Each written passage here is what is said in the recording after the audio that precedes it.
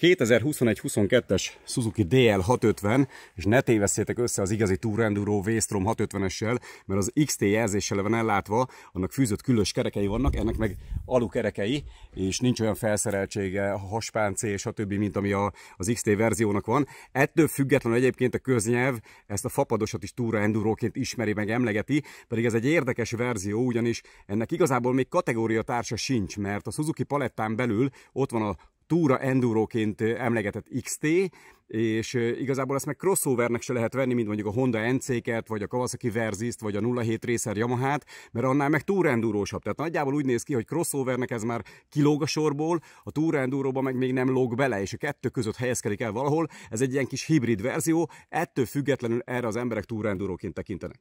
Igazából ezzel a motorral ez a rohadt nagy mákja a Suzukinak, hogy azok, akik nem csak városi jellegű járműre vágynak, hanem egy kicsit túrásabb, puhára, de nem akarnak egyébként olyan terepen menni, hogy a haspáncék el mondjuk alulra a blokkfelütésre, mert egy ilyen sima kis erdőszélén is meg tudnak állni egyet, szexelni az asszonnyal, vagy a haverjának a barátnőjével, és bőven elég ehhez a sima alapfapados verzió, mert mint mondtam, a Tour Endurohoz közel áll, tehát egy lightos ilyen erdei terepen, egy keményre döngölt földön lazán el lehet vele pilinckázni.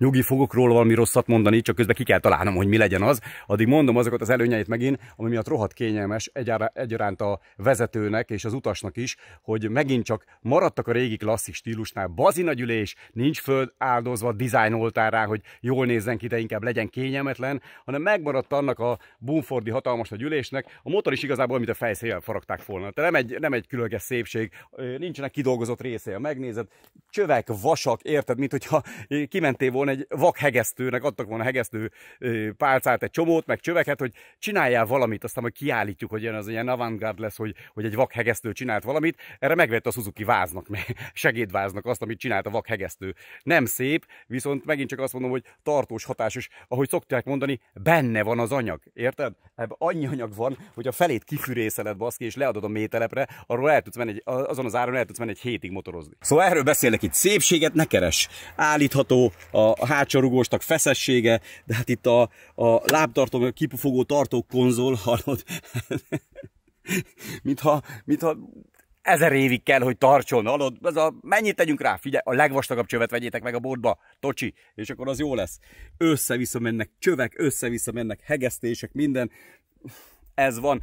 A tartóság ezt jelenti igazából, hogy azt mondják, hogy beletesszük az anyagot, van is súlya, mert ilyen 210 kg fölött van, ami nem könnyíti meg a dolgodat akkor, hogyha alacsony vagy, bár egyébként nem olyan hatalmas nagy az ülés magassága, kicsit fura is, hogyha valaki nagyon langolét, a hosszú lába van, akkor nagyon alacsony az ülés, és ahhoz képest magasan van a lábtartó, tehát ilyen hónad alatt van a térded gyakorlatilag. Még nekem a középtermetemmel is az az érzetem, hogy marha magasra kell húznom a térdemet, hogy ráülök, és mint hogyha ilyen stokedlire ülnék rá. Ugye ezt tudjátok, hogy motort úgy kell venni, mint gatyát, méretre. Úgyhogy ne azt nézzétek, hogy én mit mondok, hanem menjetek be a Rodeo Ride-ba a Kecskeméten, üljetek föl rá, aztán majd meglátjátok azt, hogy a ti méretetekhez passzoljon-e. Nyilván motoros tudás kérdés, van, nagyon sokan azon kattognak, hogy lekapcsolom, hogy ne legyen nagy az átlagfogyasztásom. Nehogy tudjam kifizetni hóvégén. Szóval sokan kattognak azon, hogy most egy motorról le kell, hogy érjen a telitalp, vagy nem. Minek? Tehát igazából a motort középaállásba tartod, ha leér a lábújhegyen a lábad, akkor már meg tudod tartani. Tologatáskor nehezebb, tehát a motoron ülve tologatáskor, ha csak lábújhegyen vagy fél talppal érsz le, akkor nyilván sokkal nehezebb, akkor le kell szállni, tolni kell, vagy egyesbe odébb kell menni, ugye? De a tologatást azért általában senki nem úszta meg, főleg azok, akik tipi-topizva tudnak egy helyben megfordulni, mert nem tanulták meg annak a technikáját, hogy hogyan lehet egy kétsávos úton simán megfordulni lábletétel nélkül. De azt majd megtanulják, azt akkor nem kell tipi-topizni, nem kell tologatni, és már is nem probléma az, hogy nem élet teli talppal a láb.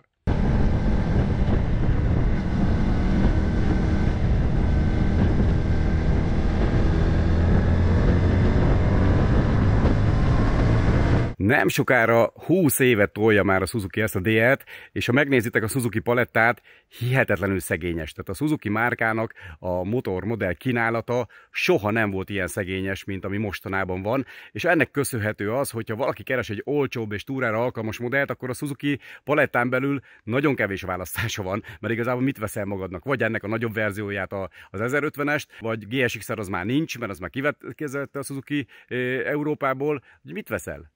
Nagyjából olyan túrázni akarsz, és Suzuki, a DRZ-t azt már rég lehúzták a WC-n, az S-et is, meg az E-t is, úgyhogy igazából annak köszönhető, hogy alig van a Suzuki palettán motor, hogy ez a Magyarország egyébként második legnépszerűbb túra enduro jellegű motorja, az első a GS BMW, de viszont ez az olcsósága miatt rácuppantak az emberek, 3 millió forintos körül ára van, hogyha felszered majd dobozokkal, nyilván 1-200 000 forintot rá lehet még pattintani, hogy igazán túrára alkalmas legyen, de még akkor is nagyon olcsó kategóriának számít. Kevés jó húzása volt a Suzukinak, mert nagyon jó, ikonikus modelleket dobtak ki az elmúlt években, ma úgyhogy szó szerint a kukába, és nem gyártják tovább, nem forgalmazzák tovább, legalábbis Európában, de szerencsére a DR-t meghagyták. Isten igazából ez hiába a 21-22-es, tehát 2021-2022-es verzió, szinte az elődmodellhez képest nincs is változtatás. Valami szinte átfaragtak rajta, majdnem 20 éve megy ez a modell, és gyakorlatilag ez a sikere, hogy nem kell fejlesztési pénzeket rákölteni. Nyilván kicsit módosítják, hogy a 70 lóerő körüli ereje megmaradjon és követi az euró szabványokat, hogy lehessen Európába forgalmazni, de különösképpen nagy varázslást nem csináltak vele. A műszerfal olyan, mint hogyha 20 éves lenne egyébként, ugyanez a történet, tehát nincsen rajta az a mostani tablet, valami megmaradt a normális, hagyományos kerek műszerfal. Semmit nem lehet rajta igazából állítani. Van egy módkapcsoló, amin tudsz állítani 2 vagy 3 fokozatot igazából, és különösképpen vége. Van rajta egy ABS, van rajta egy kipörgésgátló, maga az ABS is ilyen kicsit ilyen olcsó hatású, tehát ne csodálkozz azon, hogyha elindulsz ezzel a motorral, és az ABS nem olyan hirtelen működik, hanem megcsúsztatja néha a hátsó kereket. Előfordulhat. Nem minden fékezésnél, de van amelyik fékezésnél kicsit elalszik az ABS, és elindul a hátulja, mint hogyha kikapcsolódott volna, aztán persze észbe kap, és utána azonnal működésbe kezd.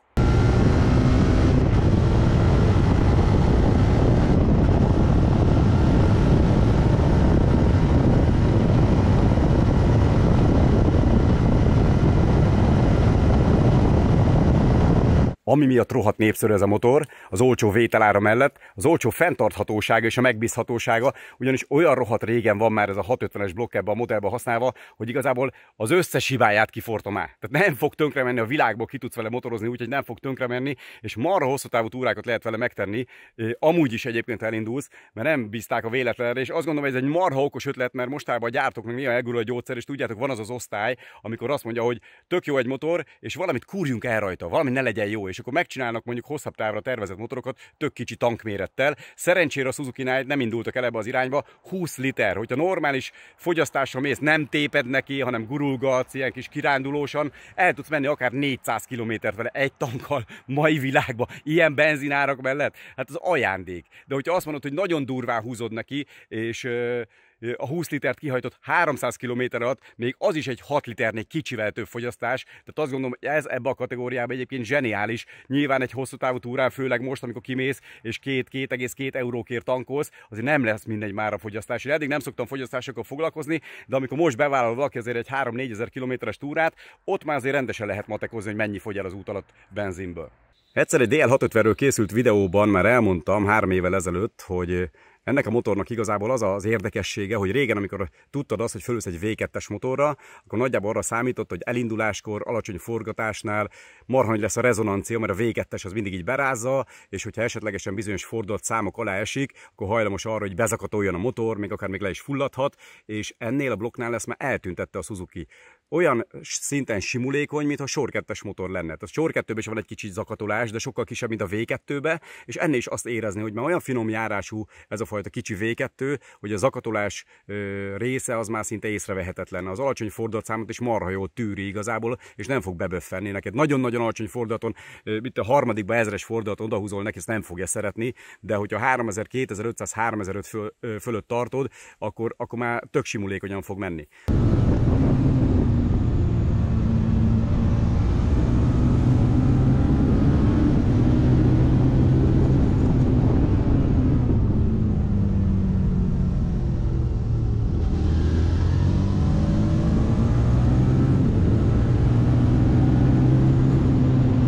Érdekes az, hogy azt nem értem, lehet, hogy azért, mert ezt a blokkot használják az SV650-be is, és ott a négy sportossága miatt kell az, hogy a motor ki legyen forgatva, lehet, hogy más váltóeltételt használnak, nem tudom, vagy látszanék áttételt, és ott esetlegesen kell a magas fordulatszám, mert ennél 10.000-nél kezdődik a piros, de igazából 10.500-ig elforog, de halálfölöslegesen. Tehát amikor azt mondod, hogy nagyon tempósan mész, nagyon dinamikusan mész, az a 7-8.000-ig elforgatva, ez már tökéletesen tudta azt, amit ennek tudnia kell, ott már lendületből kiforogta magát, és 8.000 fölött már csak fölöslegesen visítés, nem gyorsul. A végsebességétől nem fogsz hanyatt esni, tehát az egy körülbelül ilyen 190 alatt van, tehát nyilván nagy a body, és túl nagy a légellenállás. Ha megnézem mondjuk egy Versys 650-et, azok mennek 200-al, de sokkal kisebb, a keskenyebb a fejidom, meg olyan, hogy mondják ezt, ilyen slankabb az egész, ez meg ilyen kicsit ilyen molettabb, ilyen disznóbb, dagadtabb az egész történet. Hát persze 160-70 környéken a 70 lóerő nem tudja legyőzni azt a fajta légellenállást. Az érdekessége az, hogy kiforgatod mondjuk 5-be üveghangig, ott már nem megy leszabályzásba, 4-esben még bele tud forgatni leszabályzásba, 5-ben már nem. 5-ben megáll ilyen 10.000 alatt, és megy 185-öt, beleteszed 6-ba, és fölgyorsul 187-ig. Tehát igazából 5-be szinte tudja a végsebességét, 6 már egy ilyen utazó, hogy lejjebb megy a fordulat 1000-rel, és akkor nem zabál annyit végsebességen.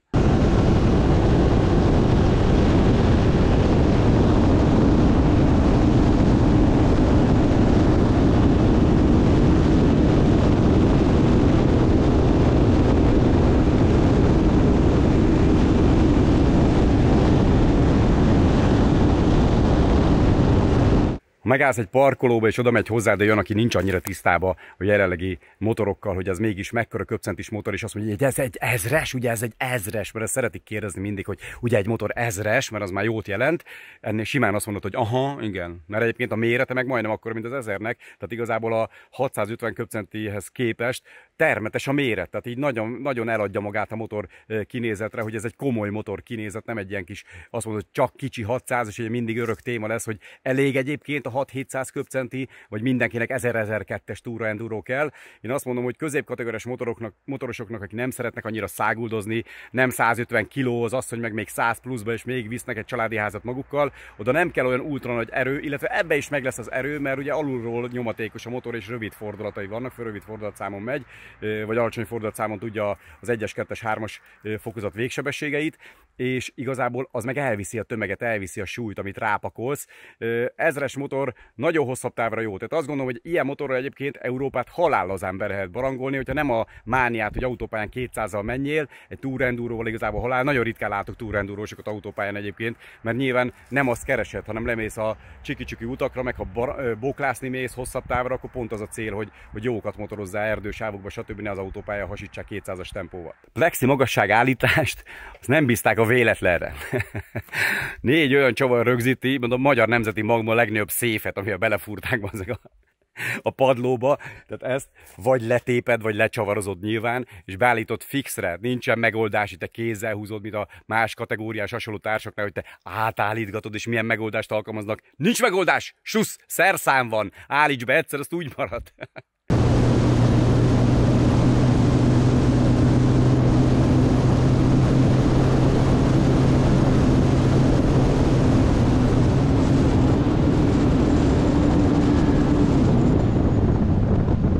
Ami egyébként a szélvédőben marha jó, és az ilyen motoroknál ott válik el a szar a víztől, hogy jellemzően azért az ilyen gépekre textil jacket vesz föl az ember, nem bőrruhát, mert az lazább, ugye egy kicsit könnyebb benne mozogni, könnyebb viselet, univerzális a viselet, mert nyáron a szellőzőket lecipzározod, hidegebb időben beleteszed a termobélést, azért a túrendúrósok azért jellemzően textil ruhákat hordanak, és ami viszont a textil ruhában a szívás, hogyha nem jó mondjuk egy motornak a szélvédelme, akkor bele tud kapni a váll részbe, és mocskos módon megrángatja már 140-150-nél. Ezzel a motorral mehetsz, nézd meg milyen szélesre terelték a plexit, és beletettek egy olyan ívelődést, hogy nem csak fölfele dobja a szelet, hanem oldalirányba is. Mutattam is a felvételen, kitettem a kezemet, hogy hol jön meg a szél, és bőven a válnál kijebb jön, tehát igazából nem fogja berázni, még akkor se, hogyha te ultra széles várú, gyúrós csávó vagy, akkor se fogja megrángatni a szél a vállaidat, és ezáltal jobban látsz, komfortosabban nem egy mész a motoron folyamatosan, hogy más nem semmi rázza a fejedet, mint az állat, hanem egész egyszerűen nagyobb tempónál is tök jó, komfortosan, kényelmesen ülsz, és nem rángat a szél. Ami iszonyatosan jó, előnyös egy tulajdonság ennek a motornak. Amit rohadtul nem értek, hogy egy olyan motorgyártónak, aki nem tegnap kezdte a szakmát, nem tegnap építette meg az első DL650-es Tour Enduro jellegű motorját. Elfogyott az anyag, amikor meghatározta a mérnök vagy az ember, aki kiadta a raktárból a vasat, hogy nem érhet ki a kormány végéig a visszapillantó tükör. Hát nézd már meg, logikából gondolj bele, kinyúlsz a tükrön kívülre, kijebb fönt van a vállad, és igazából nem látsz a tükörből normálisan hátrafelé, ki kell szélesíteni a tükröt valami toldóval, odébb kell tenni. Nem csak a Suzuki követte ezt a baklövést, egy csomó másik márka is csinálja ezt, de miért? Mindig ez a kérdés, hogy ilyen alap komfortromboló tényezőt kitalál ki, vagy ki nem vesz észre, vagy nincsenek visszajelzések, hogy gyerekek, nem látunk a tükörbe hátrafelé, ami egy minimum kéne, hogy legyen, amikor közlekedünk, hogy tudjuk, hogy mi van mögöttünk, főleg a csoportban motorozó, stb. Összedobjunk vasra, hogy küldjünk a gyárnak, hogy mi legyen, hogy megoldják ilyen problémákat, és ne neked kelljen otthon sufniba megoldani, vagy után gyártott tükröket keresgetni, hogy nagyobb szárral hogyan tudsz tükröt elhelyezni rajta. Biztos vagyok benne, hogy itt is jött az a gyárnak az a részlege, tudod, hogy készen lett a motor, és az a basszunk el 2-3 dolgot a motoron, mert túl jó lett, hogy legyen már valami, ami azt mondjuk, hogy nem előnyös rajta. Hát ez itt tetten érhető, hogy ez az osztály létezik a Suzuki gyárban is.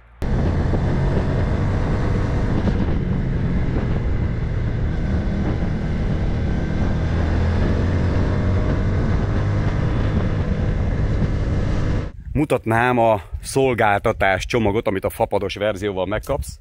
Szivargyújtó. Nem értem még mindig, hogy miért nem tértek át. Mi a bonyolult abban, hogy rátegyenek egy USB csatlakozót egy motorra. Ezt valaki áruljál el nekem, hogy kisebb is, mindenkinek van USB kábele, miért kell megvenni egy bazinagy szivargyújtós, töltős szart, hogy rá lehessen csatlakoztatni egy GPS-es telefont vagy bármit. Ami marha jó a kézvédő, és igazából mindig azok a jó kézvédők, ami van fémbetét. Mert igazából egész addig, amíg te nem ütközöl egy fának, vagy egy szembejövő autó visszapillantó tükrönek, én velem előfordult már, hogy hasonló motorral elcsettintett valaki, mert átjött a sávomba, és akkor nem tudtam ahova menekülni, és úgy föccsent szét a kézvédő, vagy a karvédő, mint azt, mintha ott se lett volna gyakorlatilag. Ennél ugyanaz, hogy ez csak egy ilyen látszatfos, mert nincsen rajta gyakorlatilag semmilyen olyan fémbetét, ebbe egy közepeset belerugok és letörik, tehát gyakorlatilag semmit nem ér. A szolgáltatás csomag része még a gumírozott lábtartó, elől-hátul. Ez nagyon jó, nagyon sok motornál lespórolják a hátsót. Az elsőre még úgy, ahogy tesznek, hogy a vezető érezze jól magát, az utas meg rohadjon meg, az megkapja a fém lábtartót. Itt az utas is megkapta. Az nyilván rezonancia szempontjából, vagy védelem szempontjából, hogy ne zsibbadjon a lábad egy több száz kilométeres túrán, ez abszolút előnyös. Nem bírnak elszakadni a toki konyergektől, de azt gondolom, hogy ami a GSX-szereken nem működött, az a DL-en tud működni, mivel nem olyan a dinamika, és meg tudja fogni, azért dupla féktárcsa van, nem mindegy NC750 Hondán, és meg is tud állni a motor. Egy kicsit azért olyan lightos, nyilván a túra jellegű motoroknál lightosabb lesz a futómű, nagyobb tempónál azért érzed azt, hogy behullámzik a motor, főleg, hogyha meg vagy pakolva. Annak ellenére, hogy hagyományos, nem fordított első teleszkópjai vannak, most azt mondom neked, hogy tudod, mit fog ebből észrevenni az átlag motoros, hogy ez nem fordított teló, vagy hogy sima teló nem fordított? Semmit. Semmit az égvilágon, mert azt a fajta rugózást, amit ennek a motornak a nyugodt tempója tud, arra bőven elég ez a hagyományos megoldás.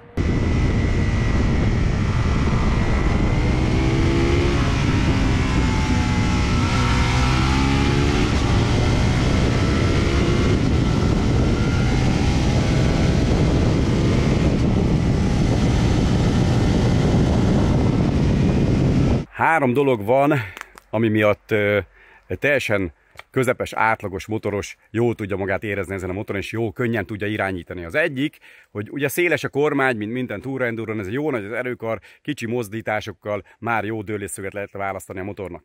Ebben nagyon sokat segít a hátsó guminak a mérete, ugyanis csak 150-es. Ugye hirtelen van tapadás a keskeny gumin, igaz, hogy a profilja az túra jellegű, és nem olyan ívelt, mint mondjuk egy naked bike, jó nagy az oldal fala a guminak, ugye ez is a rugózását biztosítja, ne legyen annyira pattogós, kemény a hátulja, illetve jó magasan ülsz egy Tour Endurón, van egy erőkar hatásod, hogyha valaki olyan stílusban motorozik, hogy kicsit mozog a motoron, és az mindenkinek ajánlom, mert jól csökkenti a dőlészöget, akkor egy pici mozdítással is, a Tour Endurósok nagyon nem szeretnek mozogni a motoron, de egy kicsi mozdítással is már lehet dőlészöget spórolni, könnyebben el lehet tenni egyik kanyarról a másikra, meg kisebb dőlészögre, hamarabb veszed be a kanyarokat egymás után, és még egy csomó ilyen előnye van, azt a kanyarodás képzésen mindig el szoktam mondani, meg is mutatom. de a lényeg az, hogy könnyen kezelhető a motor ahhoz képest, hogy kategóriában vagy a kategória hasonló társak mellett a súlya azért egy 20 kilóval több, de mégis ezeknek a hatásoknak köszönhetően nem veszed észre a súlyát kanyarításokkor. Kanyarban annyi korlát van, hogyha olyan 150-es tempó fölött kezdesz el húzós kanyarokat csinálni, ott azt már megunja a futómű. Tehát ott egy libegés jön, meg egy első kerék kis mozdulatok jönnek, ott már annyira vérpontosan nem akarja bevenni a kanyart, mert hát mozgolódik egy kicsit, rugózik egy kicsit, és ott általában kóvályog az első kerék, és észleled is ezt. Ilyenkor hátsó fékkel megfogod ezt a fajta kóválygást, és elérted a motornak a komfortos kanyarítási határát.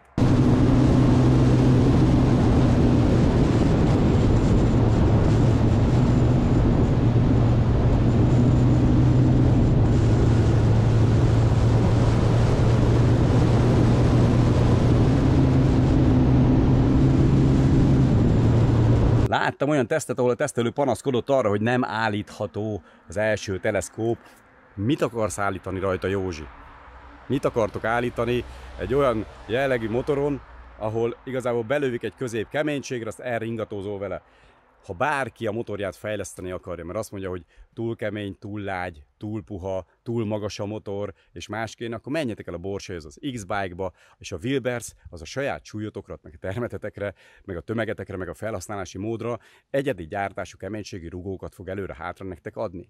Többért keresétek a Borsét, elmondja a részleteket. Tehát, hogyha mégis, ha mondjuk alacsony vagy, és te azt mondod, hogy te szeretnéd telitalppal letenni a lábadat, akkor van rá megoldás. A gyár nem kínál rá megoldást, utángyártva a Wilbers igen. Azt most mondom, hogy azt nem tudom, hogy ehhez a motorhoz ilyet adnak-e. Mindig keressétek a Borsét, amikor motort akartak ültetni, és ő majd megmondja, hogy melyik motorhoz elérhető az ilyen cucc, vagy melyikhez nem. Szóval ez van, hogy igazából olyan hú de nagy rosszakat nem tudok mondani erről a motorról, mert ami a kategória jellemzője, arra bőven elég minden olyan megoldás. Vannak rajta gányolások, tehát megnézed a hegesztéseket közelről, hát mutattok is egyet olyat, amire azt mondom, hogy ledobod a láncot, de az olcsóság miatt egy ilyen motor el tudom nézni. Van olyan motor, ahol azt mondom, hogy hányok attól, hogy rohadt drága a motor, és gagyi a hegesztés. Egy olyan motor, ami olcsó, ott azt tudd azt, hogy ez nem egy ipari remekmű lesz igazából. Tehát nem egy iparművészeti alkotás, amiket megcsinálnak ide, és végigmutogathatnék jó pár hegesztést, fosul néz ki igazából, de ennél a kategóriánál azt gondolom, hogy belefér és elmegy.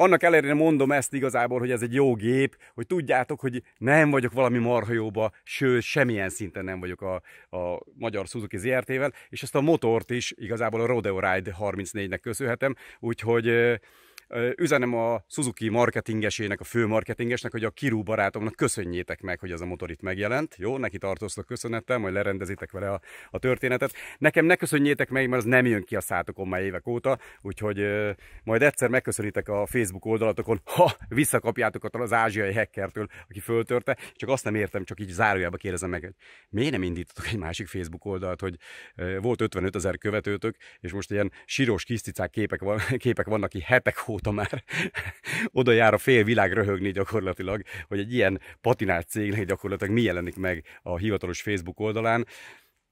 Most mit mondjak? Visszanyalt a karma, gyakorlatilag kikurtatok arra az oldalról, aztán egyszer csak most ti szoptátok meg a faszt. Sajnálok titeket, igazából gondolkodtam egyébként, fölajánlom a segítségemet, hogy indítotok új oldalt, akkor bepromózom nektek szívesen. Tartom is magam ehhez, ingyen megcsinálom nektek, jó? Mert igazából marha nagy szívás lehet ez, nem irigyellek titeket, hogy ilyen szituba kerültetek, de hát ez van, amikor olyan emberekkel dolgoztok, akik nem tudnak normálisan kezelni egy Facebook oldalt, és nem tudják, hogy kell megvédeni egy Facebook oldalt. Sok sikert, hogy vissza tudjátok szerezni, vagy építsetek fel egy másikat. Szóval, Kiru, köszönöm szépen a motort. Ha ilyet akartok venni, akkor hívjátok fel a Rodeo Ride-ot, aztán majd elmondja nektek, hogy mennyit kell rá várni. Mert szerintem nincs raktáron ebből. Egy csomó minden más motorból sincs, meg ebből sincs. Ez van. DL650 sima. Puritán, fapad. A videóban szereplő motorhoz a Motul a 7100 10V40-es full szintetikus motorolajat ajánlja. A motorodhoz való Motul termékeket megtalálod a motul.hu weboldalon, használd az olajkeresőt.